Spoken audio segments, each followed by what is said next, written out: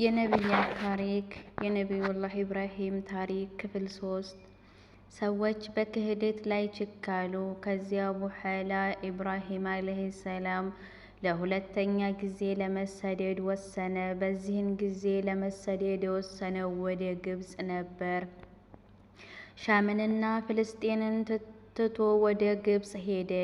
የግብጽ አስተዳዳሪ የሆነው ንጉሥ አንድ አብራው ከዓለም ሴቶች ሁሉ ይበልጥ ውብ የሆነች ሴት አብረው ያለች ሰው በእንግደኝነት ወደ ሀገሩ የገባ መሆኑን ዜና ደረሰው።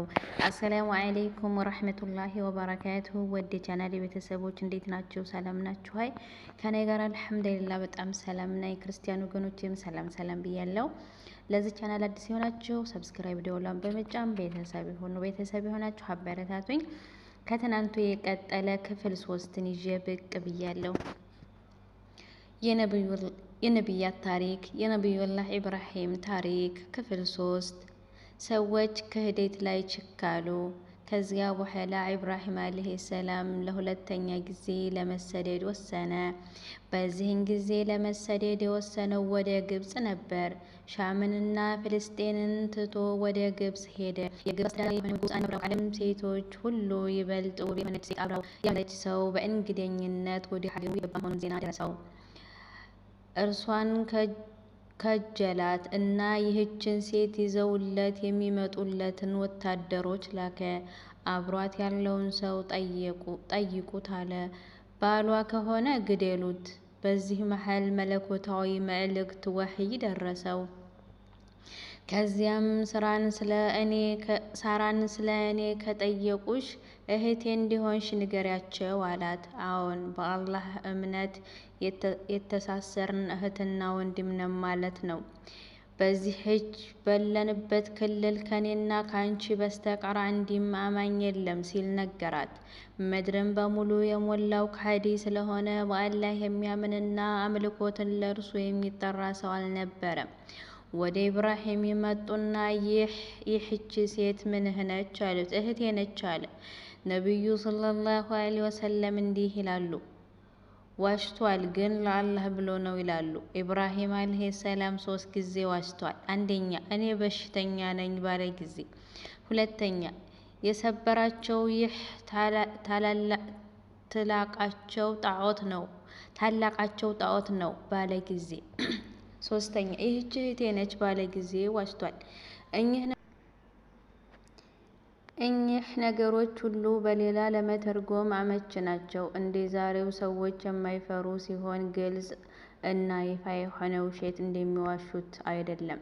ኢብራሂም አለይሂ ሰላም በፍርዱ ለሰዎች መከራ ደርሶባቸው ኢብራሂም ሆይ አንተ የአላህ ወዳጅ ነህና አላህ ፍርድ እንዲጀምርልን ጠይቅልን በሚሉበት ጊዜ በፍጹም እኔ አላህን እፈራለሁ 3 ጊዜ ውሸትን ተናግሬያለሁ ብሎ መልስ ይሰጣል። እነኚህን ንግግሮች ይፈራል፣ ይሰጋል። ሰዎች እንዴት ውሸትን እንደሚፈሩት እና ኢብራሂም ደግሞ እንዴት እነኚህን ንግግሮች እንደሚፈራ ተመለከታችሁ። ሳራን ወደ ንጉሱ ወሰዳት። ሰው አንገት መሆኑንና እንደሚፈልጋት ባወቀች ጊዜ አላህን ትለምን ጀመር። አላህ ሆይ እኔ ባንተ ያመንኩ በመልእክተኛህ ያሰንኩ መሆኔንና ለባሌ ካልሆነ ሐፍረተ ገላዬን የጠበቅኩ መሆኔን ታውቃለህ። ይህንን ከሃዲ በእኔ አትሹምብኝ ስትል ተማጸነች። እርሱ ዘንድም ይዘዋት ገቡ። ሊነካት እጁን ወደ እርሷ መዘርጋት ፈለገ። እጁ ሽባ ሆነ። እጁ ባለበት ቦታ ድርቅ አለ። እጁን ማንቀሳቀስ ስላልቻለ ይጮህ ጀመር። ግብረ አበሮቹ መጡና ሊያድኑት ሞከሩ፣ ግን ምንም ማድረግ አልቻሉም። በዚህን ጊዜ በራሷ ላይ ስጋት አደረባት። ንጉሱን እንደዚህ ስለደረገችው ብለው ይገሉኛል ብላ ፈራች። በዚህን ጊዜ በዚህ ሰው ምክንያት እንዳይገሉኝ እባክህን ተወው ብላ ለመነችው። አላህ ሱብሓነሁ ወተዓላ ጥሪዋን ተቀበለና እጁ መልሶ ጤናማ ሆነ። ግን አሁንም አልተመለሰም። ጉዳዩ ድንገተኛ ብሎ አሰበና ለሁለተኛ ጊዜ ዘሎ ሊይዛት ሞከረ። ለሁለተኛ ጊዜ እጁ ሽባ ሆነች። ፍቺኝ አላት። አላህን ለመነችና ተፈታ። አሁንም አልተመለሰም። ለሶስተኛ ጊዜ ሊይዛት ሆነ። አሁንም እጁ ሽባ ሆነ። ከዚያንም ፍቺኝ፣ በነፃ ለቅሻለሁ፣ አከብርሻለሁ አላት። አላህ ሱብሓነሁ ወተዓላ ለመነችና እጁ ተፈታ። ይህ ከሃዲ ግብረ አበሮቹን ጠራና ይህችን ሴት አውጡልኝ፣ ሰው ሳይሆን ሰይጣን ነው የያዘችው ያመጣችሁብኝ አለ። ለቀቋት። እንዲያውም አከብራት፣ ከእርሷም ጋር ወርቅ ጌጣጌጥን፣ ከዚያም ጋር አንዲት ሴት ባሪያን ጨምሮ ላካት። ይህች ሴት ባሪያ እነርሱ ዘንድ ሀጀር ትባል ነበር። ለሳራ ስጦታ አድርጎ ነው የሰጣት። ሀጀር ሳራን ታገለግል ጀመር። ሳራ ወደ ኢብራሂም ተመለሰች። በተመለሰችበት ጊዜ እሱ እየሰገደ ነበር። ምን ተፈጠረ አላት። አላህ ሱብሓነሁ ወተዓላ ያንን ከሃዲ ደካማ አደረገው፣ ምንም ነገር ሊሰራ አልቻለም አለችው። አልሐምዱሊላህ አለ። እንዲህ አለና በዚህ ምድር ልንቆይ ስለማንችል እንመለስ አላት። ክብር ታላቅ ነገር ነው። ስለ ባለቤቱ ስጋት አደረበትና ወደ ፍልስጤን ተመለሰ። በፍልስጤን ምድር ሳለ ጉዳዩ ከተረጋጋ በኋላ ሉጥ ከእርሱ ጋር ተቀላቀለ። ከዚያ በኋላ ሉጥ ዓለይሂ ሰላም በክህደት እና በማፈንገጥ ብርቱ የሆኑ ሰዎችን ወደ አላህ እንዲጠራ ላከው። ያም ሰዱም ተብሎ በምትጠራ መንደር ነበር። እንዲሁም አልሙዕተፊከር ተብለው ትጠራ ነበር። ሉጥ ዓለይሂ ሰላም ከእኛ ፈንጋጭ ህዝቦች ጋር ያሳለፉትን ታሪክ ቆይተን የምንመለከተው ይሆናል። ሉጥ ወደ ተባለበት ቦታ ተጓዘ። ኢብራሂም በባለቤቱ ሳራና ሀጀር በፍልስጤም ቆዩ። ከዚያ ይኖሩ ጀመር። ወደ አላህ ሱብሓነሁ ወተዓላ ዳዕዋ ይደረግ ጀመር። እንዲሁ በንግድ መሳተፍ ጀመረ። በፍልስጤን ውስጥም ብዙ ንብረቶችን ማፍራት ቻለ። እድሜው ወደ 85 ገደማ ሲደርስ ሳራ መሃን ሴት መሆኗ ተሰማ። መውለድ የምትችል አልነበረችም፣ መሃን ነበረች። እንዲሁም ባለቤቷ አሁን ተንከባካቢ ልጅ የሚያስፈልገው ሰው መሆኑን ተረዳች። በዚህን አገልጋይዋን ሀጀርን በስጦታ ለኢብራሂም ሰጠችውና ሀጀር የኢብራሂም ሚስት ሆነች። ኢብራሂም ሀጀርን አገባና የበኩር ልጁን ኢስማኤልን ወለደችለት። በዚያን ጊዜ እድሜው 86 ነበር። በዚህም ሳራ የቅናት መንፈስ ተሰማት። ሀጀርን በስጦታ የሰጠቻት እርሷው ሆነ ሳለ እንደገና የቅናት ስሜት ተሰማት። ቀጥሎ እኔና እሷን በአንድ ቦታ አስቀምጠን ስትል ጠየቀችው። እዚህ ቦታ ላይ አንዳንድ እርግጥ ያልሆኑ የታሪክ ዘገባዎችና ብዥታዎች አሉ። ይህም ታስቸግሯት ነበር። ልታቆስላት አስባ ነበር እና የመሳሰሉ ነገሮች ይነገራሉ። በእውነት እንዲህ ያሉ ዘገባዎች እውነታነት የላቸውም። የቅናቱ ዜና ግን በቡኻሪ ሐዲስ የተረጋገጠ ነው። ይህም የአላህ መልእክተኛ ሰለላሁ ዐለይሂ ወሰለም እንደተናገሩት ሀጀር መቀነትን ታጠቀችና ከእርዝመቱ የተነሳ የእግሯን ፋና ያጠፋላት ነበር ይላሉ። ይህም የእግሯን ፋና ሳራ እንድታየው ነበር። ይህ በቡኻሪ ሐዲስ የተዘገበ ነው። ሀጀር ወደ ኢብራሂም በመምጣት ጊዜ ፋናዋን እንዳታው በረጅሙ መቀነቷ ተጠፋው ነበር። ምንም እንኳ የተከበሩ የላቁ እምነታቸው የላቀ ቢሆንም ሴቶች ከመቅናት አይወገዱም። ይህ በሳራ ብቻ የተገደበ አይደለም።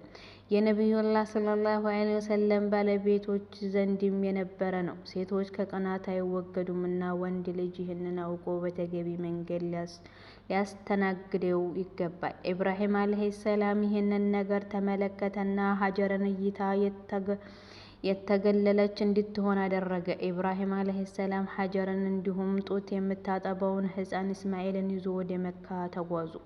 ከአላህ ሱብሓነሁ ወተዓላ ዘንድ ትዕዛዝ ተላለፈ። ከዚያን ጉዞ ጀመረና እስማኤል ይዞ ወደ መካ ተጓዘ። የኢብራሂም ዓለይሂ ሰላም ጉዞ በቡራቅ ጀርባ ላይ በመሳፈር ነበር። ይህች ነቢያት የሚሳፈሩባት እንስሳ ነች። ኢብራሂም ዓለይሂ ሰላም በቡራቅ የሚሰፍረው ብቻውን በሚሆንበት ጊዜ ነው። ከሱ ጋር ሌላ ሰው በማይኖርበት ጊዜ የተለመደውን አይነት ጉዞ ይጓዛል።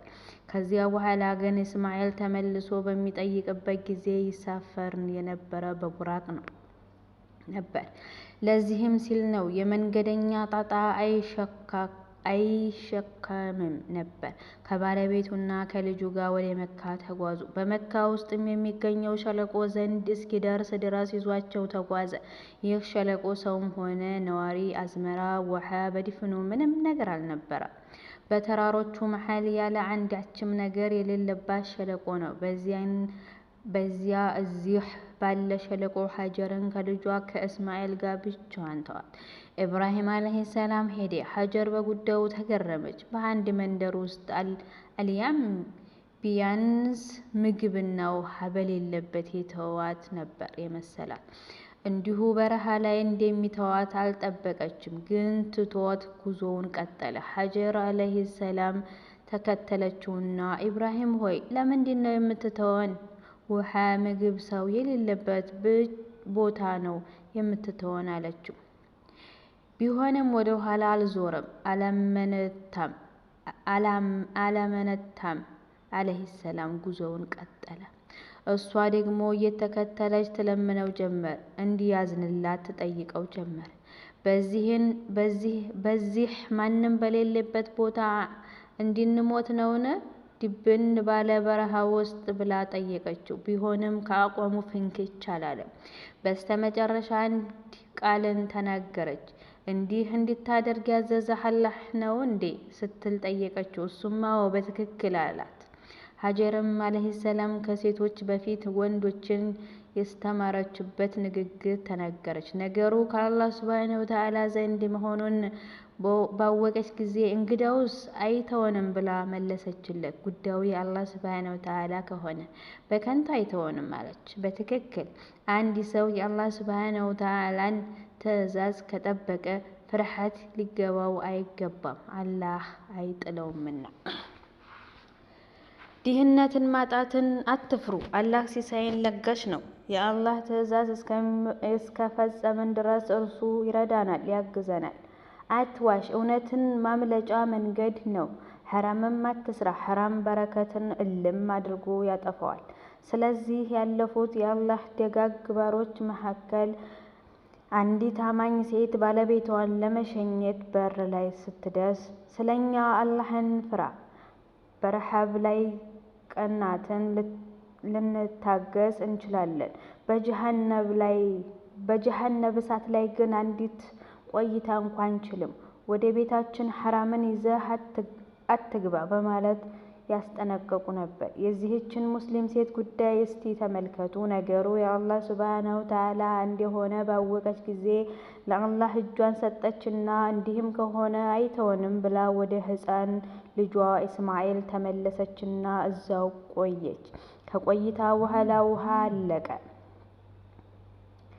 ለዚህ ሕፃን የምትሰጠው ምንም ነገር አልነበረም። ሕፃኑ ማልቀስ ጀመረ። ሀጀር ይህንን የረሃብ ለቅሶ መስማት ከበዳት። ቦታውን ትታ በአቅራቢያው ወደሚገኝ አንድ ኮረብታ ሄደች። ሶፋ ይባላል። ከዚያ ላይ ቆማ በእይታዋ መሽከርከር ጀመረች። ምናልባት አንዳች ነገር አገኝ ብላ አልያም ሰው አገኛለሁ ብላ ይሆናል። ግን ምንም ማግኘት አልቻለችም። ወደ ሸለቆው ተመለሰች። ከዚያ የሸለቆው መሃል ስትደርስ ሮጥ አለች። ከዚያን ሌላው ኮረብታ መርዋ ላይ ወጣች። አሁንም በዓይኗ ማስተዋልና መፈለግ ጀመረች። ምንም ማድረግ አልቻለችም። ማንንም ማግኘት አልቻለችም። ከሕፃን ልጇ እንደራቀች ተሰማትና እንደገና እንድትቀርበው ወደ ሶፍ ሮጠች። በዚህ ሁኔታ መመላለስ ጀመረች። ሱብሃንአላህ! እናት በልጇ ላይ አደጋን ስትፈራ እንዴት እንደምትሆን አያችሁ። ከዚያን ሶፋና በመርዋ መካከል 7 ጊዜ ተመላለሰች።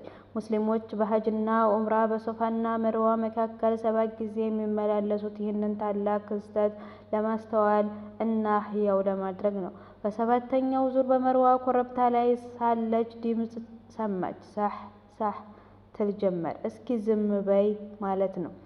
ማንን ነው የምትለው? ራሷን ነበር። ላቧን እያለችው ነው። ይህ ያለችበት ድንጋጤ ለማረጋጋት ነው። ድምፁን በትኩረት ታዳምጥ ጀመር። ከዚያን እስማኤል ዓለይሂ ሰላም ዘንድ ድምፁን ሰማች። ወደ እስማኤል ዓለይሂ ሰላም ዘንድ ሮጠች። ከዚያን እስማኤል እግር ስር ውሃ ሲፈልቅ ተመለከተች። ጅብሪል ዓለይሂ ሰላም መጣና በክንፉ ጫር በዘምዘም ውሃ መፍለቂያ ቦታ መሬቱን በመምታት ሸነቆረው እና በዚያ ታላቅ ምንጭ ይመነጭ ጀመር። መልአኩ ቁፋሮ በተከበረው ነቢይ ዓለይሂ ሰላም እግር ስር ዘምዘም መፍለቅ ጀመረ። ሀጀር ዓለይሂ ሰላም ይህችን የፈለቀች ውሃ በማየቷ እጅግ ተደሰተች። መጀመሪያ ላይ ትንሽ ውሃ ነበረች። ቦታውን በማስፋት ቆፈረችው። በአፈርና በድንጋይ እየገደበች ዘምዘም ማለት ጀመረች። ቁም ተጠራቀም ማለት ነው። የአላህ መልእክተኛ ሰለላሁ ዐለይሂ ወሰለም አላህ ሀጀርን ይዘንላት ዘምዘምን ባትገድባት ኖሮ በኃይል የምንቧቧ ጅረት የምትሆን ምንጭ ትሆን ነበር ይላሉ። ግን ታቻኩላ ውሃው እየፈለቀ ነበር። ግን ታቻኮለችና ቦታውን በማስፋት ገደበችው። በእስማኤል ጉዳይ እጅግ ስላሳሳች ነበር። ከዚያች ውሃ እስማኤል እሷም በዚያች ድንቅ ተአምር ከሞት ተረፈ። ግን አሁንም የሚጎራበት ሰው የለም። የምትበላው ምግብ የላትም። በእርግጥ እርሷም ሕፃን ልጇም ከዘምዘም እየጠጡ ነው። በዚህ የዘምዘም ምንጭ ባለችበት አካባቢ አየር ላይ አዕዋፋት ያንዛብቡ ጀመር። አዕዋፋት በውሃ አካባቢ ያንዛብባሉ ይታወቃል። በዚህን ጊዜ ከአረብ ጎሳዎች መካከል ስሙ ገናና የሆኑ ጁርሁሞች በመባል የሚታወቁ ጎሳዎች በየመን የሚገኘው የምዕራብ ግድብ በመፍረሱ ከዚያ ከፈነቅለው ወደ መካ አቅጣጫ እየጓዙ ነበር። በየመን ውስጥ የምዕራብ ግድ የሚባል ትልቅ ግድብ ነበር። ውሃን ለማጠራቀም ይጠቀሙት ነበር። ግድቡ ፈረሰና አረቦች ከየመን ወደ ተለያዩ የአረብ ደሴቶች ተበታተኑ። የአረቦች መሰረታዊ የሁሉም የመን ነበር። ከዚያን እየተበታተኑ ያ የምዕራብ ግድብ ከፈረሰ በኋላ ነው። ከተፈነቀሉት የአረብ ነገዶች መካከል ጁርሁሞች ይገኙበታል። እያንዳንዱ ተፈናቃይ የአረብ ጎሳ የሚያርፍበት ውሃ አዘል የሆነ ምድር ይፈልግ ነበር። በሰው ልጅ ውስጥ ውሃ የህይወት መሰረት ነው። ጎሳዎቹ በዙሪያው ሰፍረው የሚኖሩባት የውሃ ስፍራ ይፈልጋሉ። የመካን መንገድ የሚያውቁት ነጋዴዎች በመካከላቸው ነበሩና የት አካባቢ ላይ ውሃ እንደሚገኝ ያውቃሉ። አካሄዳቸው ወደ ሻም አቅጣጫ ነበር። በበካ ሸለቆ አዕዋፍ ሲያንዛብብ ተመለከቱ። የበካ ሸለቆ ከዚህ በፊት ያውቁ ነበር። አዕዋፍን በተመለከቱ ጊዜ እነኚህ አዕዋፍ በአላህ ይሁንብን አንድ ነገር አላቸው፣ የሆነ ሚስጥር ተሸክመዋል አሉ። ነገሩን እንዲመለከቱ መልእክተኛ ላኩ። ይህም መልእክተኛ አንድ ዜና ይዞላቸው መጣ። ነገዶቹ ወደ ቦታው ተቅጣጩ። ብልህነትና ጥብቅነትን፣ ቸርነትን፣ መንገድ ቆራጭ ሽፍታዎችና ሰዎችን አስቸጋሪ አልነበሩም። በውሃ አካባቢ አንዲት ሕፃን አጠገቧ ያለች ሴት አገኙ። አንቺ ሴት ሆይ እዚህ ሸለቆ አካባቢ እንድንኖርና ከዚህ ውሃ እንድንጠጣ ትፈቅጂልን ይሆን ብለው ጠየቋት። ውሃውን በመጠቀማችሁ ክፍያን ትሰጡኛላችሁ አለቻቸው። አዎ እንሰጥሻለን አሏት። የፈለጉትን ማድረግ ይችሉ ነበር። አንዲት ብቻዋን በበረሃ ውስጥ እያለች ሴት መገፍተር ይችሉ ነበር፣ ግን ጥብቅነታቸውና ቁጥብነታቸው ከለከላቸው። ጁርሁሞች በዚያ በበካ ሸለቆ ሰፈሩንና የሀጀር የመኖሪያ ሁኔታ እንዲህ ሆነ። ዘምዘምን ለእነዚያ ሰዎች እያከራየች የምታገኘው ክፍያ ትኖር ጀመር። ክፍል 4 ይቀጥላል ኢንሻአላህ። ወሰላሙ አለይኩም ወረሕመቱላሂ ወበረካቱሁ።